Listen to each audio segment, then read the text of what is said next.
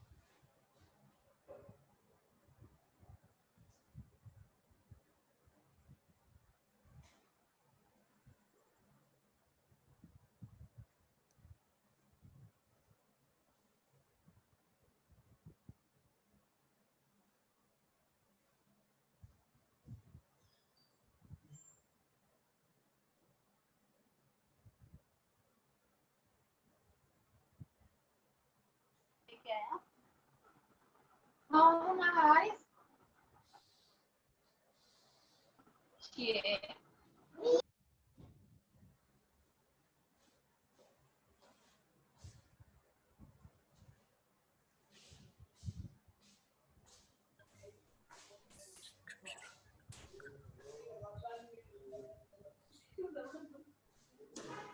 थोड़ा खामोश बैठो।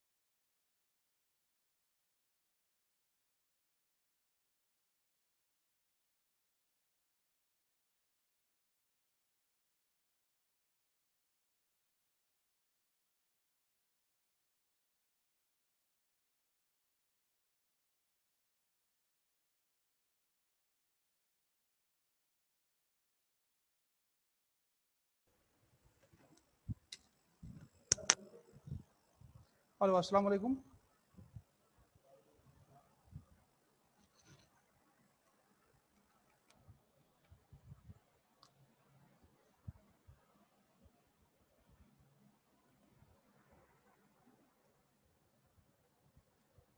Hello Khalid sir, are you hearing me please?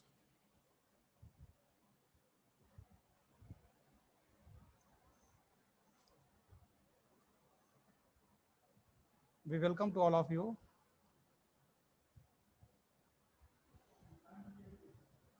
Huh?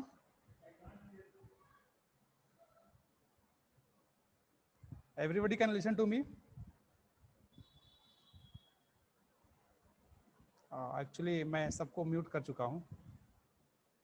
Okay, okay, good. Thank you, thank you.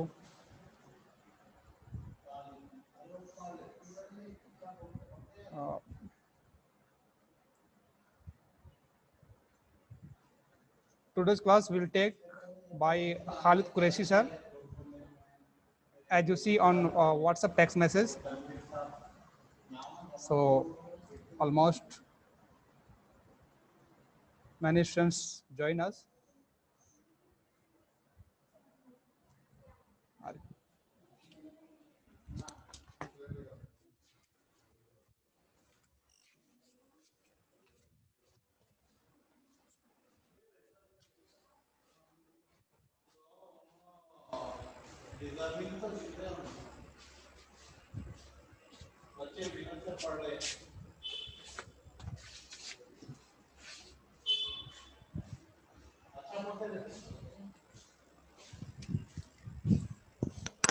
अस्सलाम वालेकुम। जी वालेकुम सलाम सर। शुरू करेंगे क्या? ऑफ कोर्स आप शुरू कर सकते हैं सर। ठीक है, मैं अपना स्क्रीन शेयर करता हूँ। हाँ मैंने अलाउ कर दिया है, आप वो भी कर सकते हैं। जी शायद आपको स्क्रीन आ गया होगा अभी। हाँ जी जरूर आ गया अल्हम्दुलिल्लाह। जी तो मैं शुरू करूँ या वेट करेंगे किसी का? नहीं आप शुरू कर सकते हैं अपने। जी जी तो आज हम डिस्कस करेंगे नेटवर्किंग के मुताल्लिक। सबसे पहले मैं आपको ये बताना चाहता हूँ कि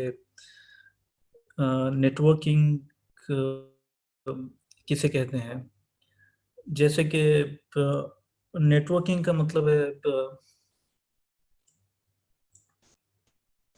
नेटवर्किंग जो है ना, ग्रुप ऑफ कंप्यूटर्स को कहते हैं। जैसे कि कई कंप्यूटर्स आपस में कनेक्टेड हैं तो उनको कहते हैं नेटवर्किंग। तो बेसिकली इसमें ये होगा कि इसमें कई कंप्यूटर्स आपस में कनेक्टेड होंगे, उनके दरमियान कुछ रिसोर्सेस को जो है ना शेयर किया जाएगा। जैसे कि वो रिसोर्सेस होंगे, आपके प्रिंटर हो सकते हैं रिसोर्सेस, रियल टाइम।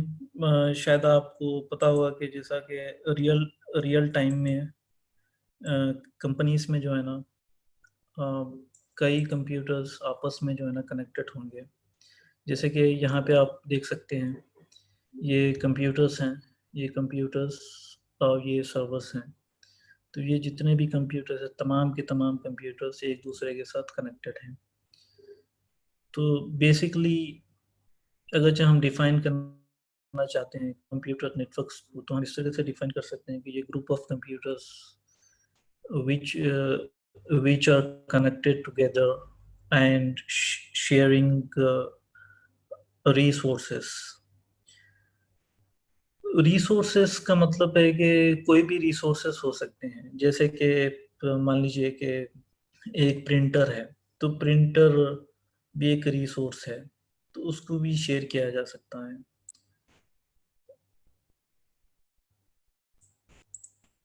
तो मान लीजिए कि कंपनी में 100 यूज़र्स हैं, तो 100 यूज़र्स के लिए जो है ना हम 2 या 3 प्रिंटर इस्तेमाल करते हैं। तो वो 2 या 3 प्रिंटर्स को जो है ना हम शेयर करते हैं, ताकि जितने भी तमाम के तमाम जो यूज़र्स रहेंगे तो उसको उस प्रिंटर को एक्सेस कर सकते हैं, वो प्रिंट आउट ले सकते हैं। तो ये उसका फ़ायदा होगा। तो बेसिकली यहाँ पे मैं आपको ये बताना ये चाह रहा हूँ कि यहाँ पे नेटवर्किंग का मतलब है कि कंप्यूटर्स आपस में कनेक्टेड हैं और इनके दरमियान में जो है ना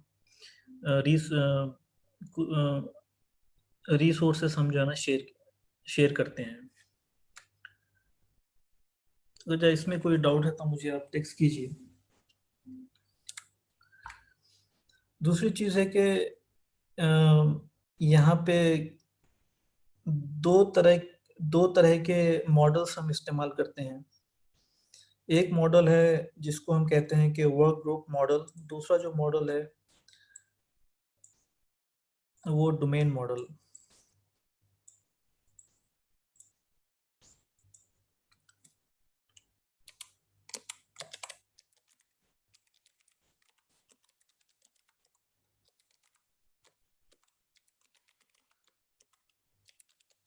तो इसके बारे में हम पढ़ेंगे। वर्क ग्रुप मॉडल इसे कहते हैं जैसे कि कंप्यूटर्स एक दूसरे के साथ कनेक्ट किए जाएंगे और इनके दरमियान रिसोर्सेस भी शेयर किए जाएंगे, मगर इसकी अपनी एक लिमिटेशन है। जैसे कि यहाँ पे मान लीजिए कि इसकी जो लिमिटेशंस है वो कम कंप्यूटर्स आपस में जो है ना जोड़ दिए जाते हैं और इनके दरमियान जो है ना हम कम्युनिकेट भी कर सकते हैं और जो है ना कुछ रिसोर्सेज को जो है ना शेयर कर सकते हैं। और इसमें प्रॉब्लम ये है कि मान लीजिए कि मैं यहाँ पे user name and password create करता हूँ। यहाँ पे फलाना एक यूज़र है, यूज़र ABC। तो उसका यूज़र ABC जो है ना यहाँ पे उसका यूज़र नेम क्रिएट किया जाता है, उसका पासवर्ड क्रिएट किया जाता है। तो वो बंदा जो है ना यही कंप्यूटर्स को जो है ना एक्सेस कर सकता है। जितने रिमेनिंग कंप्यूटर्स है, रिमेनिंग जो PC है, तो उसको वो एक्सेस नहीं कर सकता क्योंकि उसका जो डेटाबेस है वो उसके लोकल मशीन पे रहेगा। फर्ज कीजिए कि मैं यहाँ पे एक यूज़र क्रिएट करता हूँ, यूज़र नेम है John, password capital A small b India 1 2 3। ये इसका यूज़र नेम एंड पासवर्ड है। मान लीजिए कि मैं यहाँ पे user name and password create किया, तो वो बंदा जो है ना इसी मशीन से वो लॉग इन कर सकता है। ये बंदा यहाँ पे आएगा, user name and password inter करेगा, तब उसको ये मशीन एक्सेस होगी। मान लीजिए कि सेम बंदा जो है ना ये क्रेडेंशियल दूसरे कंप्यूटर्स पे ट्राई करने की कोशिश करता है, तो वो एक्सेस नहीं कर सकता क्योंकि कंप्यूटर्स के अंदर जो डेटाबेस बनाया जाता है तो वो डेटाबेस में इसका यूज़र नेम एंड पासवर्ड रहता है। तो यहाँ पे भी उसको अगर ये मशीन उसको एक्सेस करना है तो यहाँ पे भी उसका यूज़र नेम पासवर्ड बनाना पड़ेगा, तब वो जाके जो ना ये मशीन को एक्सेस कर सकता है। तो बेसिकली ये जो वर्क ग्रुप मॉडल है तो उसका ड्रॉबैक ये है कि यहाँ पे कंप्यूटर्स को आपस में जोड़ा जा सकता है, उनके दरमियान कम्युनिकेशन भी किया जा सकता है, मगर जब यूज़र कोई दूसरे मशीन से लॉगिन करने की कोशिश करता है तो वो एक्सेस नहीं कर सकता। और इनके दरमियान कुछ रिसोर्सेस को शेयर किया जा सकता है, जैसे कि प्रिंटर शेयर किया जा सकता है, फाइल शेयर की जा सकती है। मान लीजिए कि यहाँ पे कोई एक फाइल पड़ी हुई है, यहाँ पे एक फाइल है, फाइल का नेम है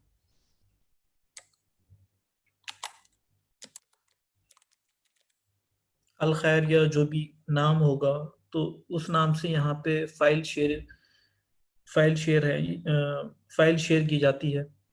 मान लीजिए कि ये फोल्डर में जो है ना कुछ फाइल्स है, कुछ डॉक्यूमेंट्स है, कोई यूज़र इसको एक्सेस करना चाहता है तो वो यूज़र एक्सेस कर सकता है। तो यहाँ पे बेसिकली फाइल्स को जो है ना हम शेयर कर सकते हैं और प्रिंटर को भी शेयर कर सकते हैं। प्रिंटर, स्कैनर, जो भी यहाँ पे कनेक्ट होगा इस नेटवर्क में, तो उसको हम जो है ना एक्सेस कर सकते हैं।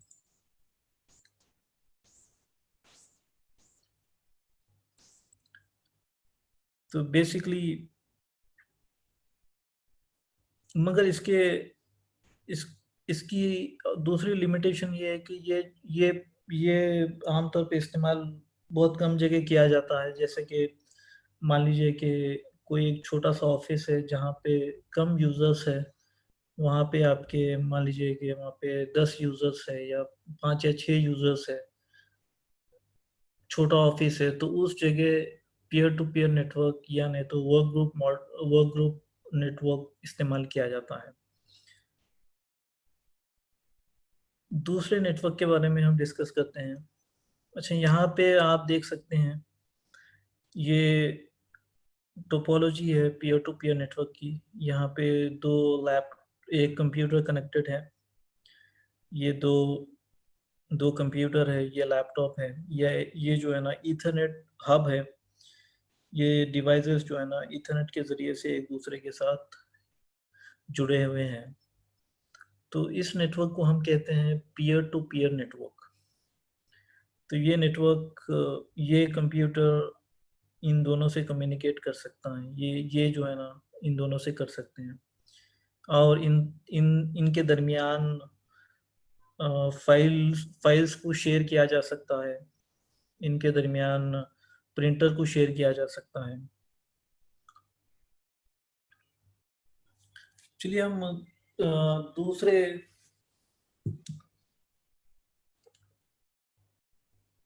डोमेन के दूसरा जो मॉडल है उसके बारे में हम डिस्कस करते हैं, वो है domain model. Basically domain model जो है ना, इसका ये जो है ना बड़े नेटवर्क्स में इस्तेमाल किया जा सकता है। जैसे कि कंपनी के कई कई यूजर्स है, कई एम्प्लॉयज़ है, तो वहाँ पे डोमेन मॉडल इस्तेमाल किया जाता है। मान लीजिए कि कंपनी में जो है ना 400 यूजर्स है, 500 यूजर्स है, 1000 यूजर्स है, तो उस जगह जो है ना इस तरह का मॉडल इस्तेमाल किया जाता है। जो बड़ी ऑर्गेनाइजेशंस है, तमाम के तमाम ऑर्गेनाइजेशंस में यही मॉडल इस्तेमाल किया जाता है। छोटे ऑर्गेनाइजेशन में जैसे कि मैंने पहले जिक्र किया कि वो वर्क ग्रुप मॉडल इस्तेमाल करते हैं। तो बड़े ऑर्गेनाइजेशंस में क्लाइंट सर्वर मॉडल इस्तेमाल किया जाता है। तो बेसिकली इसमें यह होगा कि कंप्यूटर्स आपस में कनेक्टेड रहेंगे, उनके दरमियान फाइल्स, फोल्डर्स, प्रिंटर्स को शेयर किया जाएगा, और वहाँ पे सर्वर्स भी होंगे, कई तरह के सर्वर्स भी होंगे वहाँ पे। तो इस नेटवर्क को हम कहेंगे क्लाइंट सर्वर नेटवर्क, या तो हम कहेंगे कि डोमेन मॉडल कहेंगे। सो इसमें इसके कई फायदे हैं, उसके बारे में हम पढ़ेंगे। सबसे पहले उसकी टोपोलॉजी देखते हैं हम। तो उसकी टोपोलॉजी आपकी इस तरह से होगी, यहाँ पे एक सर्वर है, ये कंप्यूटर्स है। सो ये सर्वर है जहाँ इसकी कैपेसिटी थोड़ी ज़्यादा रहेंगी, इसकी जो कंप्यूटर रिसोर्सेस हैं, जैसे कि इसका रैम, प्रोसेसर, हार्ड डिस्क, दूसरे कंप्यूटर्स के बनिस्बत ये हाई कॉन्फ़िगरेशन का सिस्टम होगा, और इसमें एक ऑपरेटिंग सिस्टम होगा जो इन तमाम के तमाम बाकी कंप्यूटर्स को जो है ना मैनेज कर सकते हैं। जैसे कि ये कंप्यूटर्स, ये जो सर्वर है, वहाँ पे हम यूज़र्स क्रिएट करेंगे, तो ये सेंट्रली जो है ना उसको मैनेज करेंगे। मान लीजिए कि कोई भी यूज़र कोई भी कंप्यूटर से जो है ना लॉगिन कर सकता है, और कोई यहाँ पे एक बंदा जो है ना, कोई भी एक यूज़र किसी भी यूज़र से कम्युनिकेट कर सकता है और कई रिसोर्सेज को जो है ना एक्सेस कर सकता है, चाहे फाइल्स हो या कंप्यूटर्स के जो भी रिसोर्सेस हम शेयर करते हैं नेटवर्क में, तो उसको वो एक्सेस कर सकता है। जैसे कि फाइल सर्वर्स है, या प्रिंटर है, या तो आपके फाइल फोल्डर्स है और एप्लीकेशंस है, तो उनको वो एक्सेस कर सकता है। जो कुछ भी यहाँ पे हम अलाउ करते हैं यूज़र को, तो वो तमाम के तमाम रिसोर्सेज जो है ना वो एक्सेस करता है। तो ये है डोमेन मॉडल। उसकी कुछ फायदे हैं, जैसे कि सेंट्रलाइज एडमिनिस्ट्रेशन। सेंट्रलाइज एडमिनिस्ट्रेशन हम इसको इसलिए कहते हैं कि यहाँ से हम जो है ना उसको मैनेज करते हैं, सेंट्रली सर्वर से पूरे इन्वायरमेंट को मैनेज किया जाता है, जो तमाम कंप्यूटर्स को हम कंट्रोल कर सकते हैं। मान लीजिए कि मुझे ये कंप्यूटर में एमएस ऑफिस चाहिए, तो मैं यहाँ पे आने की ज़रूरत नहीं है, मतलब एमएस ऑफिस में यहाँ पे बैठ के भी इंस्टॉल कर सकता हूँ। तमाम के तमाम कंप्यूटर्स में जो है ना मैं कुछ भी सॉफ्टवेयर को जो है ना डिप्लॉय कर सकता हूँ, मतलब इंस्टॉल कर सकता हूँ यहाँ पे। तो इसमें कई चीज़ें हैं जो हम कर सकते हैं, सॉफ्टवेयर को इंस्टॉल कर सकते हैं, यूज़र्स को मैनेज कर सकते हैं, रिस्ट्रिक्शंस अप्लाई कर सकते हैं। तो उसको इसलिए इसको कहा जाता है कि सेंट्रलाइज एडमिनिस्ट्रेशन। देखिए, मैंने ये आपको बताया कि कोई भी यूज़र, कोई भी वर्क स्टेशन, यहाँ पे जो इस्तेमाल किया टर्म वर्क स्टेशन, ये वर्क स्टेशन का मतलब सिस्टम, कंप्यूटर, नोट, लैपटॉप, ये इसके लिए ले सकते हैं हम। ये एक ही टर्म है, या तो उसको आप कंप्यूटर कहिए या सिस्टम कहिए। तो एक यूज़र कहीं से भी उन एक्सेस कर सकता है रिसोर्सेज को, सॉरी, ये कहीं से भी लॉगिन कर सकता है। आमतौर पे कंपनी में ऐसा होगा कि कोई एक एम्प्लॉय आएगा और जो डेस्क अवेलेबल है तो उस पे अपना user name and password inter करके जो है ना वहाँ से काम करता है, या किसी को डेडिकेटेड डेस्क है तो वो वहाँ पे एक्सेस कर सकता है, या कोई कोई और प्लेस पे वो चलेगा, उसका कंप्यूटर उसको एक्सेस करना है तो वो भी फैसिलिटी यहाँ पे है। ये security of data, user and groups. Security यानी यहाँ पे हम यूजर्स क्रिएट करते हैं। मान लीजिए कि यहाँ पे मैं कई यूजर्स क्रिएट करता हूँ, और वो यूजर्स जो है ना, यूजर की अपनी एक सिक्योरिटी है, मतलब यानी मान लीजिए कि मैं एक उस पे कोई सिक्योरिटी पॉलिसीज भी अप्लाई कर सकता हूँ। एक एक यूजर है जॉन या जैक या सैली, तो इसको जो है ना मैं पर्टिकुलर रिसोर्सेस अलोकेट कर सकता हूँ, या पर्टिकुलर ग्रुप में भी उसको ऐड कर सकता हूँ। हमारी कंपनी में कई ग्रुप्स बनाए जाते हैं। एक है इंजीनियरिंग ग्रुप, या कोई और एक है सेल्स ग्रुप। तो मान लीजिए कि कोई सेल्स के कुछ लोग हैं, सेल्स के कोई एम्प्लॉयज है, तो उनको पर्टिकुलर रिसोर्सेस अलोकेट करना है या उनको कुछ रिसोर्सेस देना है, तो उनके लिए ग्रुप बनाया जाता है। तो उस ग्रुप में यूजर्स को डाल दिया जाता है, तो वो वही ग्रुप के चीज़ों को वो एक्सेस कर सकता है। जो रिमेनिंग चीज़ें रहेंगी वो उसको एक्सेस नहीं कर सकता। और दूसरे तरह के सिक्योरिटी भी हो सकती है।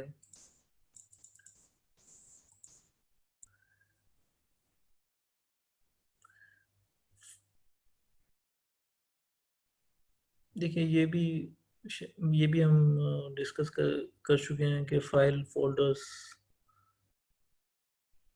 को भी एक्सेस किया जाता है, मतलब ये यूजर्स को शेयर किया जाता है, और उसमें परमिशंस वगैरह भी जो है ना असाइन की जाती है। देखिए, कंप्यूटर नेटवर्क किस तरीके से आप बिल्ड करेंगे, मतलब किस तरीके से कंप्यूटर नेटवर्क को जो है ना हम फॉर्म का, मतलब कंप्यूटर नेटवर्क कैसे बनाएंगे। तो कंपनी में किस तरीके से जो है ना इम्प्लीमेंट करेंगे आप। तो वहाँ पे कई कंपोनेंट्स इस्तेमाल होते हैं, जैसे कि कंप्यूटर्स हैं जो एम्प्लॉयज़।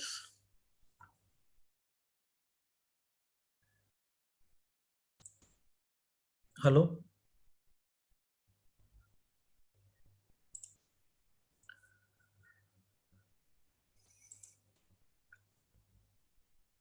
मेरी आवाज़ आ रही है आपको?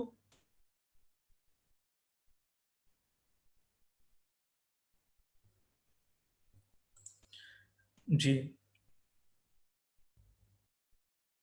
Computer network hardware. तो हम यहाँ पे ये डिस्कस करेंगे कि किस क्या क्या इक्विपमेंट्स चाहिए कंप्यूटर नेटवर्क को फॉर्म करने के लिए। तो हमें ज़रूरत है कंप्यूटर्स कंप्यूटर्स चाहिए, printer, server, switch, router, cables. So computers computers जो टर्म इस्तेमाल कर रहे हैं हम, कंप्यूटर्स यानी उसको यानी हम नोड भी कह सकते हैं। Node, work station, system, PC, laptop, server, ये पूरे जो है ना कंप्यूटर्स है। आमतौर पर सर्वर जो है ना ये भी कंप्यूटर ही है, मगर उसकी कॉन्फ़िगरेशन ज़्यादा होती है, तो उसको हम कहते हैं कि सर्वर। तो उसमें रैम प्रोसेसर, सीपीयू की जो कैपेसिटी होगी तो वो ज़्यादा कैपेसिटी के कंप्यूटर्स है, तो उसको हम कहेंगे कि सर्वर्स। तो और उसके अंदर जो ऑपरेटिंग सिस्टम इस्तेमाल किया जाता है तो वो एक पावरफुल ऑपरेटिंग सिस्टम होगा जिसके थ्रू पूरे इन्वायरमेंट को जो है ना मैनेज किया जा सकता है। यहाँ पे कुछ नई ये टर्म्स शायद आप सुने होंगे, स्विच और राउटर। सो स्विच और राउटर यानी ये जो है ना इम्पोर्टेंट है। जैसे कि स्विच हम कहते हैं, तो स्विच के थ्रू जो है ना हम तमाम के तमाम डिवाइसेस को आपस में कनेक्ट कर सकते हैं। तो ये एक डिवाइस है जो जिससे जो है ना कंप्यूटर्स एक दूसरे के साथ कनेक्ट किए जाते हैं। जैसे कि मैं आपको बताता हूँ, यहाँ पे आप देख सकते हैं कि ये स्विचेस है। इसको आप गूगल पे भी देख सकते हैं। ये तो इसका सिंबल है, समझिए। ये स्विचेस है। ये स्विचेस में ये पोर्ट्स है, ये इसको कहते हैं हम RJ45 पोर्ट। तो कंप्यूटर्स जो है ना यहाँ पे कनेक्ट किए जाते हैं। आप उसको गूगल पे भी देख सकते हैं।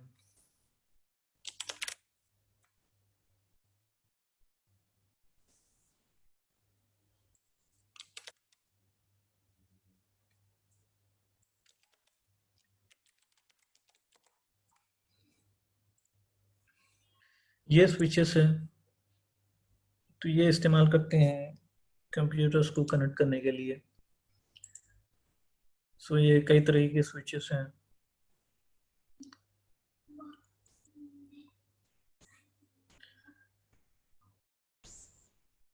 तो ये राउटर है।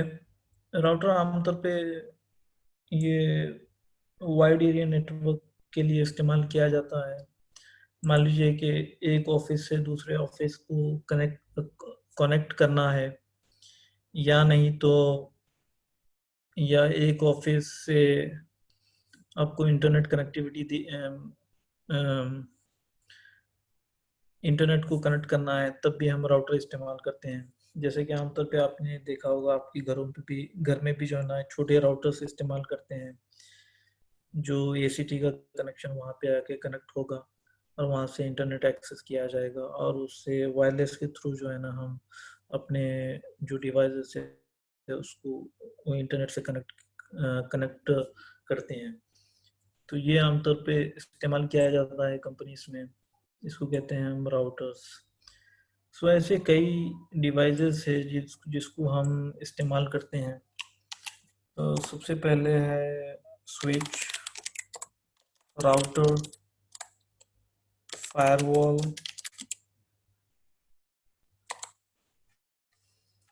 इसके बारे में तो हम डिस्कस कर चुके हैं। सर्वर्स,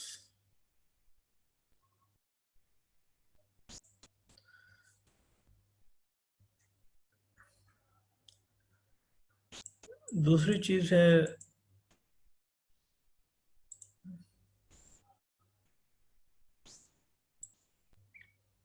अब इसकी ये टेक्निकल टर्म्स है, हम इसके बारे में भी डिस्कस कर सकते हैं, मगर मैं ये सोचता हूँ कि अभी इसका डिस्कस करना ठीक नहीं है। जैसे कि राउटर ट्रैफिक को फॉरवर्ड करता है एक नेटवर्क से दूसरे नेटवर्क में। उसका मतलब यह है कि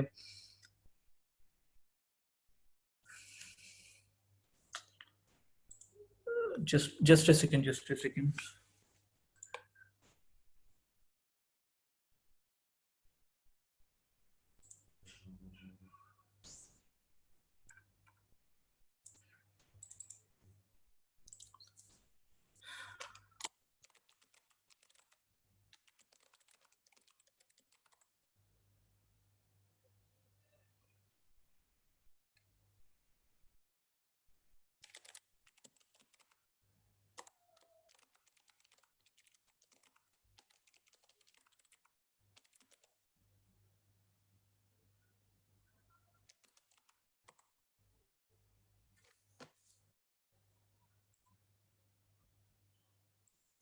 Yes, I think now it's okay.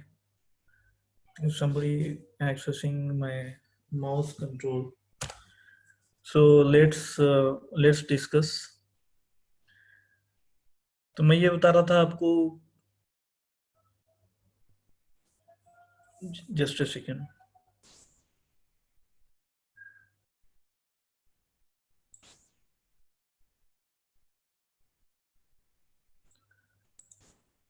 ठीक है, तो मैं आपको ये बता रहा था, यहाँ पे कई डिवाइसेस हम इस्तेमाल करते हैं इन्वायरमेंट में, रियल टाइम इन्वायरमेंट में, जैसे कि स्विच है, राउटर है. तो इसके बारे में मज़ीद हम बात कर सकते हैं बाद में. तो मैं ये आपको ये बता रहा था, इसका छोटा सा ब्रीफ ये है कि स्विच आमतौर पे डिवाइसेस को कनेक्ट करने के लिए इस्तेमाल करते हैं. राउटर जो है ना, ये वाइड एरिया नेटवर्क के लिए इस्तेमाल किया जाता है, एक ऑफिस से दूसरे ऑफिस में कम्युनिकेट करने के लिए. और इन तमाम को जोड़ने के लिए जो है ना, केबल्स का इस्तेमाल किया जाता है.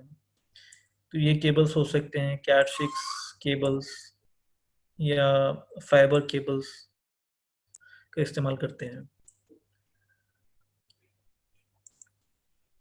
चलिए सॉफ्टवेयर और एप्लीकेशंस की बात करते हैं. जैसे कि रियल टाइम इन्वायरमेंट में जो कंप्यूटर्स हम इस्तेमाल करते हैं, तो वो उन कंप्यूटर्स में हम Windows operating system, Linux operating system इस्तेमाल करते हैं. तो Windows operating system basically client computers में इस्तेमाल करते हैं, विंडोज क्लाइंट. और जो सर्वर ऑपरेटिंग सिस्टम है वो सर्वर मशीन पे इंस्टॉल करते हैं. और जो यूजर्स है, उन यूजर्स को जो है ना, हम माइक्रोसॉफ्ट ऑफिस चाहिए काम करने के लिए, Microsoft office, adobe Acrobat, adobe, तो इन सॉफ्टवेयर्स को भी इंस्टॉल किया जाता है. उसके अलावा जो है ना, हर एक कंप्यूटर, हर एक मशीन में जो है ना, एंटीवायरस सॉफ्टवेयर रहेगा, DLP रहेगा. इसके बारे में मैं आपको थोड़ा सा बताता हूँ कि एंटीवायरस सॉफ्टवेयर ये ऐसा सॉफ्टवेयर है जो वायरस से मतलब जो मलिशियस ट्रैफिक है, जो वायरस है, उससे प्रोटेक्ट करता है. तो वो इस्तेमाल किया जाता है, DLP को इस्तेमाल किया जा सकता है. ये छोटे से सॉफ्टवेयर्स है जो कंप्यूटर्स में इस्तेमाल होते हैं, जो आमतौर पे जो कंप्यूटर्स में कोई यूज़र USB को इस्तेमाल करते हैं, तो उसको उससे उससे प्रोटेक्ट करने के लिए, या तो वो USB से कोई भी डेटा को जो है ना शेयर मतलब सेव नहीं कर सकता या कॉपी नहीं कर सकता, तो उसको USB को ब्लॉक किया जाता है. और कुछ बैकअप के टूल इस्तेमाल करते हैं, तो जिसके थ्रू जो है ना, हम कंप्यूटर सर्वर्स का जो है ना बैकअप ले सकते हैं. अगर जब मान लीजिए कि कंप्यूटर या सर्वर में कुछ डेटा, वो कंप्यूटर करप्ट हो गया, तो डेटा वहाँ पे अवेलेबल नहीं है, चले गया डेटा, तो बैकअप के थ्रू जो है ना, हम उसको जो है ना रिकवर कर सकते हैं, या बैकअप को जो है ना, फिर मतलब जो भी बैकअप लिया उसको जो है ना रिस्टोर कर सकते हैं. तो मेरे ख्याल से टाइम हो चुका है, तो इंशाल्लाह फिर नेक्स्ट सेशन में मज़ीद चीज़ों के बारे में डिस्कस करेंगे. जी ज़रूर इंशाल्लाह. हमारे पास 1 मिनट का टाइम है. अच्छा स्टूडेंट्स, आप में से किसी को कुछ अगर पूछना है, कोई सवाल है, तो आप पूछ सकते हैं.